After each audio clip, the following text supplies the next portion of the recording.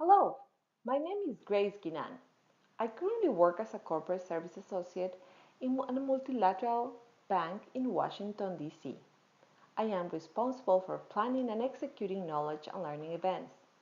Part of my responsibilities are to provide, coordinate, plan, and deliver learning events in which we use social media to reach our audience and to disseminate knowledge.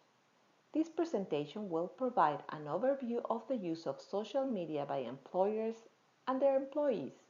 Topics include common business applications of social media sites, employee use of social media at work, and potential risks of social media in the workplace and policy development. What is social media? Webster Dictionary says that social media are forms of electronic communication through which users create online communities to share information, ideas, personal messages, and other content. Social media applications include sites as LinkedIn, Facebook, Google+, Pinterest, Tumblr, YouTube, Twitter, Flickr, Snapchat, Instagram, etc. The exploding growth of social media has significantly changed the way people communicate at home and at work.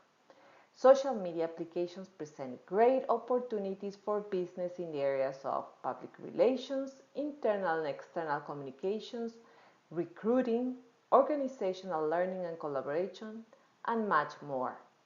Employers can also use social media as a knowledge-sharing platform with employees at all levels using blogs, microblogs similar to Twitter, expert directories, and communities of practices. Social media also presents challenges. The potential issues created when employees use their personal social media accounts while at the office affects productivity and data security.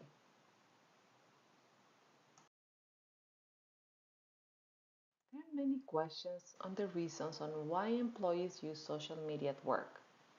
A Pew Research Center survey of 2,000 adults conducted in 2014 finds that social media plays some role in the lives of many American workers, but that role is not always positive. According to the survey, the most common reason people use social media is taking a mental break, 34%. 17% of workers say they use social media to build or strengthen personal relationships at work. But the transparency that social media facilitates comes with costs as well as benefits. So, should we allow social media in the workplace? What do I need to consider when deciding use of social media? Let's look at the pros versus cons of social media at the workplace. What are the pros of social media? Allowing your staff to use social media at work can increase employee engagement and improve internal and external communications. Here are some of the reasons on why you should allow social media.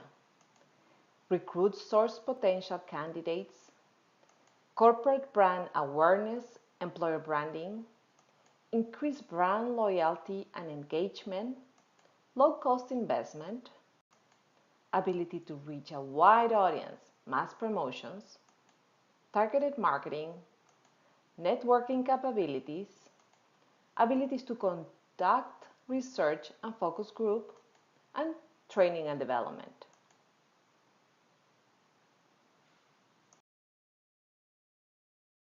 The cons of social media. The use of social media at work for personal use or by the employer as an official tool can open to too many risks to organizations. Some of the challenges are decreased productivity, lack of focus, security and privacy concern, inappropriate online behavior, brand reputation risk from review sites.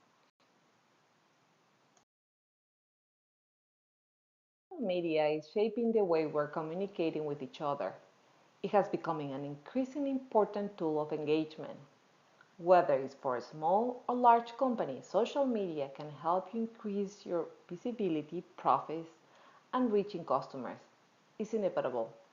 People will use social media through any electronic device, computers, tablets, phones. It is key to carefully linking your social media activity to your business strategy. The question is, how to implement social media at the workplace. Companies should use the correct platforms and practices, identifying key goals and approach on social media to ensure that it supports the core of the business. Businesses need to have a policy in place that ensures employees who use social media, either as part of their job or in a personal capacity, have guidance as to the company's expectation of their behavior and communication online. Social media policy at work should communicate what is and is not acceptable social media use, educate employees on safe social networking practices, and protect the company from misuse by employees in ways that could jeopardize the company's reputation or negatively affect its operations, such as posting confidential company information. A Pew Research Center survey conducted in 2014 finds that workers whose company have policies regulating social media use at work are less likely to use social media in certain ways.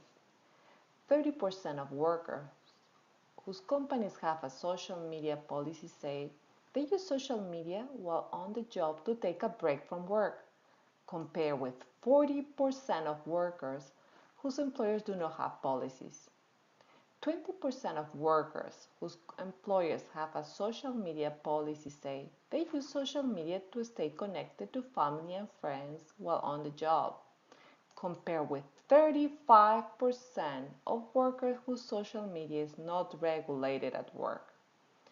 Only 16% of workers whose companies regulate social media say they use social media while working to get information that is helpful to their job, compared with 25% of those whose workplaces have no such regulations. Nick Wallman, thought leader in marketing and social media, said, "We don't have a choice on whether we do social media. The question is how well we do it. We need to embrace new technologies and innovation in business to keep up with new trends and be relevant. It's vital to use social media to maximize your business and engagement with your employees and your stakeholders. Remember that social media is a double-edged sword. The interaction that your customer has with you, good or bad, will be just as likely to be posted out to the world to see."